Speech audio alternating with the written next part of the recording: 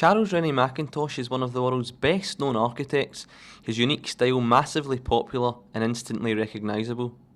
Born in 1868, Mackintosh spent more than half his life creating art and design that continues to amaze and influence designers today. He created his most striking architectural landmarks in his home city of Glasgow, with the Lighthouse, the Willow tea rooms, House for an Art Lover and the Glasgow School of Art all continuing to attract visitors. The grand structure and outer design of his buildings are known across the world, but just as easily recognisable and popular are his intricate interior designs. Originally known as the Glasgow Herald building, which housed the production of the paper in the late 19th century, this red sandstone water tower was Mackintosh's first major work while working with the architectural firm Honeyman and Keppie in 1895. The water tower is a fascinating feature, but was an entirely necessary precaution against the risk of fire with the relentless production and printing of the paper. After decades of standing empty, the building was redeveloped in 1999 and became known as the Lighthouse. It contains an exhibition of Mackintosh's life and designs, and the staircase to the top of the tower provides spectacular views across the city centre. The hustle and bustle of Sucky Hall Street can make it easy to miss this Mackintosh classic, but while the Willow tea rooms may not be as immediately striking as some of his other work, on the inside it's perhaps his finest contemporary design. The tea room was owned by Miss Kate Cranston, Mackintosh's most loyal patron, and in 1903 she gave him the opportunity to create an entire interior. At the time, the city was full of restaurants and tea room cafes, but Miss Cranston's shop stood above them all with her fascinating decorative style. The Willow was so exclusive that customers willingly paid an extra penny for the experience. Working closely with his wife, the artist Margaret MacDonald, they made the tea room a complete work of art in which the colour, furniture, hangings and even the waitress's uniforms were part of the one vision. Kate Cranston sold the restaurant in 1919, and over time some of the interiors began to fade or spoil. A number of paintings and designs were taken to Kelvin Grove Art Gallery to be maintained.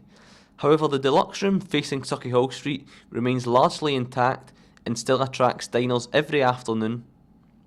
The School of Art on Renfrew Street is perhaps one of the greatest and best known pieces of architecture from around the start of the 20th century, and it's Mackintosh's monument to the subtle and quirky Glasgow style, a design is showcased all over Europe. Designed in 1896, pupils and staff moved in after the completion of the eastern half of the school 3 years later, but it was another decade before the entire building was completed. The world-famous building blends both classic and modern, Tudor and Art Nouveau, and perfectly demonstrates Mackintosh's genius for making something new and distinctive from a wide variety of sources. The building gives a new perspective from every angle, and again it has all the subtleties you would expect. Mackintosh was once a pupil at the art school, and it's where he met his wife Margaret MacDonald. Last year, the school was voted the finest building ever designed by a British architect, and it has also received international praise, currently being considered for World Heritage status, along with another Mackintosh design, Hill House in Helensburgh. After its completion, Mackintosh's career in Glasgow was almost over, for no more buildings were made to his designs during his lifetime. However, one of his most inspired designs did become a reality just over 15 years ago. In 1901, Mackintosh entered a competition set by a German design magazine to create a house for an art lover.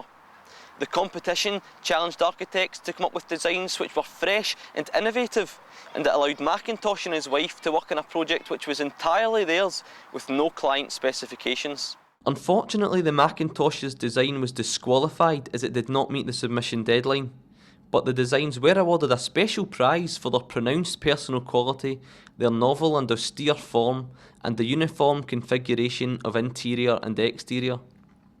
Almost a century after Mackintosh submitted his original designs, the House for an Art Lover finally became a reality when engineer Graham Roxburgh began the construction project in 1989.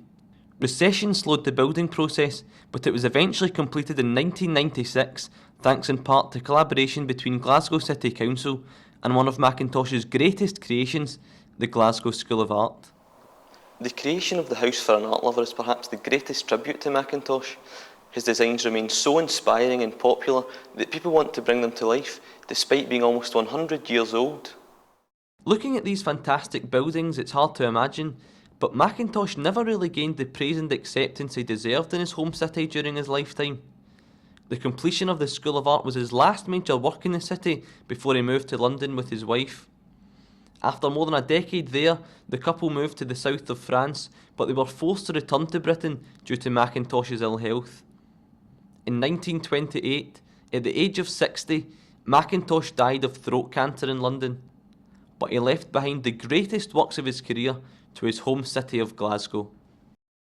Paul Ward, Evening Times.